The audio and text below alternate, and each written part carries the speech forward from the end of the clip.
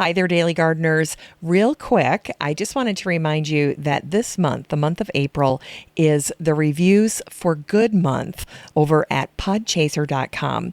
And every time you leave a review and then I reply to that review, Podchaser will donate 50 cents to World Central Kitchen. And that's the organization that is providing meals to people fleeing Ukraine. And so far, they've provided over 1 million meals. So great cause. Take a second today, if you have a chance, and leave a review for the Daily Gardener over at podchaser.com. It's so easy to do, and so much good can come from it. Today's episode is brought to you by the Daily Gardener Friday newsletter. You can sign up for the newsletter over at thedailygardener.org. Hi there, and welcome to The Daily Gardener, a podcast about garden history and literature. I'm your host, Jennifer Ebling, and today is April 11th. Today in garden history, we celebrate the birthday of the English poet Christopher Smart, who was born on this day, April 11th in 1722. Christopher was known by his pen name as the midwife Mrs. Mary Midnight, and the back half of his life was spent in madhouses or prisons. Christopher wrote his long religious poem known as Rejoice in the Lamb in debtor's prison, and it includes these words: "For the flowers are great blessings, for there is a language of flowers, and for the flowers are peculiarly the poetry of Christ." And it was in this same poem that Christopher praised his beloved cat, Geoffrey. Now, the Geoffrey verses recently inspired a man named Oliver Soden to write a whimsical biography of Geoffrey, and that debuted back in April of last year to the delight of cat lovers everywhere. Now, before he wrote Rejoice in the Lamb, Christopher published a very long poem. It had 733 lines, and it was called The Hop Garden. Now, this poem came out in 1752, and what's significant about this poem today is that in the poem, Christopher tells his reader how to grow hops. So the poem is part personal history, since Christopher grew up knowing how to grow hops, and also part instruction. In the hop garden, Christopher mentions that there was a river that ran past his childhood garden. And in fact, he dedicates the whole second half of the poem to his dear friend, Theophilus Wheeler. Christopher was actually right in the middle of writing The Hop Garden when Theophilus died during his sophomore year at Christ College. After The Hop Garden was published, Christopher's friend Samuel Johnson humorously said that the poem was proof that one could say a great deal about cabbage. But all kidding aside, Christopher shared many stories about what it was like to grow hops. In fact, there's one passage that shares about a time when a storm threatened the harvest. Christopher wrote, "Hasten then, ye peasants, pull the poles, the hops, where are the bins?" And then he writes, "Run, run, ye nimble maids, move every muscle, every nerve extend, to save our crop from ruin and ourselves." Well, sadly, Christopher's story did not end well. He died in debtor's prison in London in 1771 at 49 years old. And today we remember the English plant collector and gardener David Burke, who died on this day, April 11th in 1897. When David was a young man, the Veitch nurseries had become obsessed with the painting of a pitcher plant, Nepenthes northiana, by Marianne North. Well, after Marianne died, Veitch sent David on his first collecting trip with another collector named Charles Curtis. Now, these two men were supposed to bring back specimens of the North pitcher plant. Now, during the trip, David discovered the beautiful Lea amabilis, which is nowadays a popular tropical houseplant. It features dark leaves, so if you're looking for dark foliage, this would be an option. And these leaves have a very jagged shape. They're very architectural, and they have a white color along the midrib. Now, long after this trip, David continued to travel extensively for James Veitch and Sons, and he was later honored with the naming of a pitcher plant that he had discovered, and it was called the Nepenthes burkei. And another plant that David is remembered for is a plant that he collected in the Philippines, Phalaenopsis stewartania. David found this orchid growing abundantly along the coastline, and apparently it thrived being sprayed by the ocean.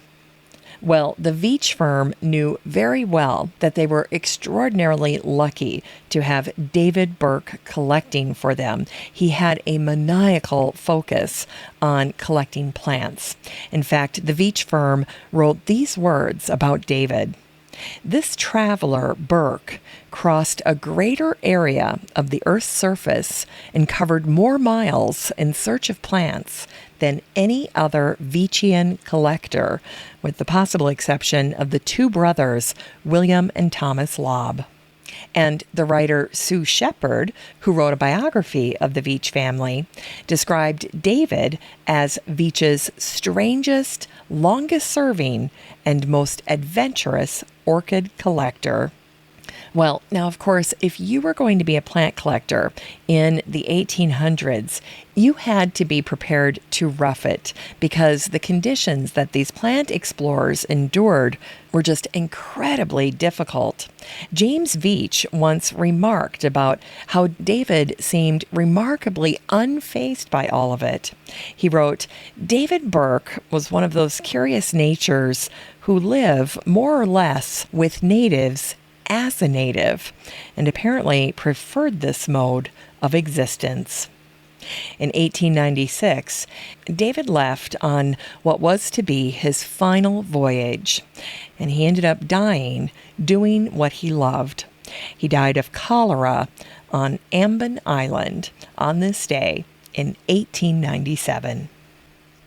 And today we celebrate the birthday of Elsie Elizabeth Esterhuysen, the South African botanist who was born on this day, April 11th, in 1912.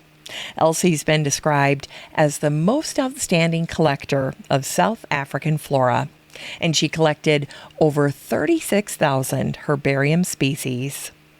A botanist at the Bolus Herbarium in Cape Town, Elsie was beyond humble, and she would never publish the results of her work under her own name. After Elsie died, over 200 people gathered at her memorial, which featured 3 tributes from her botanist family. The botanist John Rourke recalled, "It's an astonishing fact that for the first 18 years of her employment, Elsie received no proper salary and was paid out of petty cash at a rate not much better than a laborer. She did not collect randomly. Elsie was, above all, an intelligent collector, filling voids in the Bolus Herbarium records. One of her favorite comments was, 'I'm only filling in gaps.'" And then the botanist Peter Linder said this about Elsie. "She was what I thought a botanist was supposed to be. She was in the mountains every weekend and came back with big black plastic bags full of plants. Elsie taught me that each species has an essence, a character. She was interested in the plants themselves. She cared about them." And then the botanist Ted Oliver remembered this. "Elsie's mode of transport was the bicycle. She rode to the University of Cape Town up that dreadful steep road every day for a lifetime, come sunshine or rain, heat or cold. Now one knows why she was so fit and could outstrip any poor, unsuspecting younger botanist in the mountains." Every day she would come up and park her bicycle behind the Bolus Herbarium building and then often jump through the window in the preparation section rather than walk all the way around to the front door. Isn't that great? Well, today there are 56 plant species and 2 genera named for Elsie. It's time to grow that garden library with today's book, The Ladies' Village Improvement Society Cookbook. This book came out in 2020, and the subtitle is Eating and Entertaining in East Hampton. Well, this is another book that I wish had debuted before the pandemic because I think it would have been so much more popular had it come out, say, in 2018.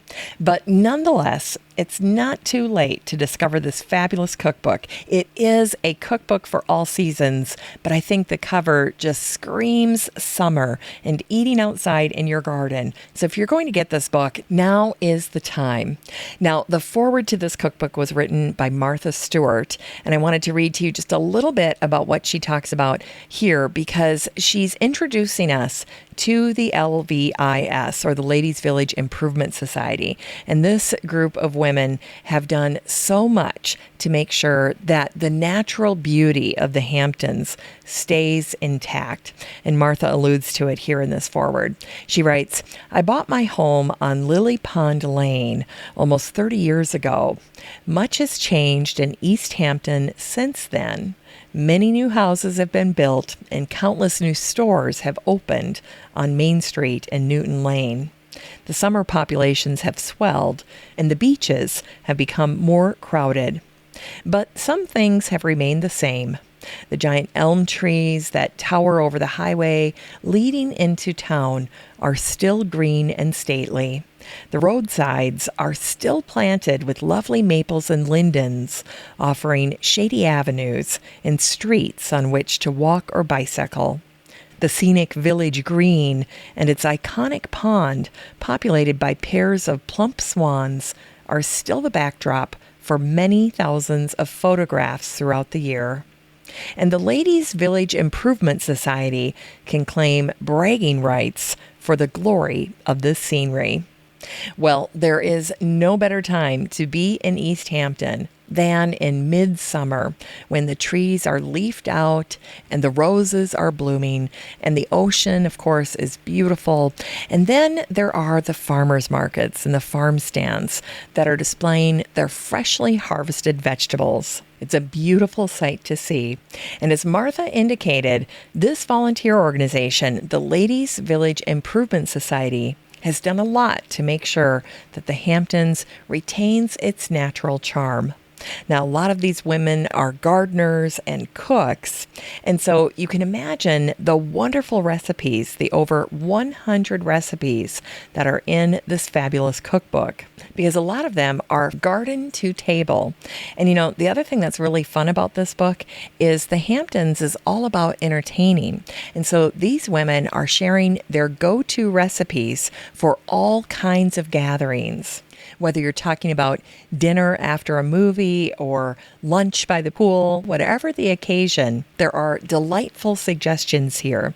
There's a fettuccine recipe that's got asparagus and blue cheese. There's a fabulous bittersweet chocolate pound cake. Bonnie Rife Smith shared her recipe for perfection pork chops. There's a wonderful zucchini sausage quiche. So another great recipe for using your zucchini. Let's see here. Oh, there's Moroccan carrot salad. Oh, and a fabulous sunflower seed salad. Whole roasted cauliflower. That's fantastic as well.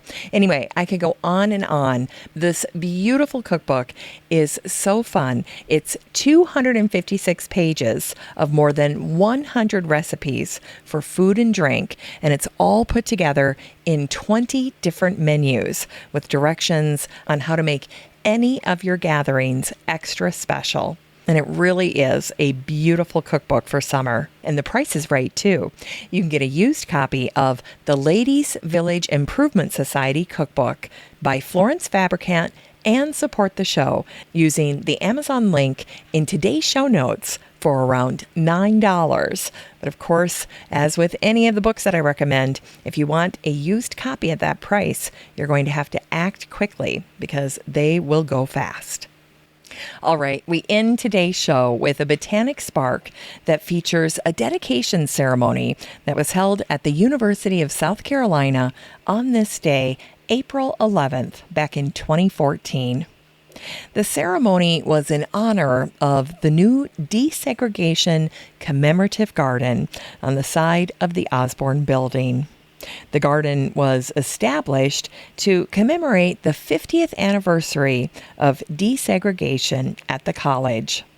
Well, during the ceremony, Student Government President Lindsay Richardson read a poem by University of South Carolina poet Nikki Finney, and it was called The Irresistible Ones, and it's inscribed on the granite plaque in the garden, and it reads, "The Irresistible Ones, Robert Anderson, Henry Monteith, James Solomon. They arrive knocking at Osborne's great garnet door. They want to study mathematics, join the debate team, and sing in the choir. There are 3 in a sea of 6,000. With each step, they pole vault shards of doubt, sticks of dynamite, and stubborn hate mail. With them arrives the bright peppermint of change. The new laws of the new day can no longer resist these 3 irresistible ones in a sea of 6,000, stepping through a door now garnet and black." Well, that's it for today's show. Just remember that you have a standing invitation to join the free Facebook group for listeners of the show.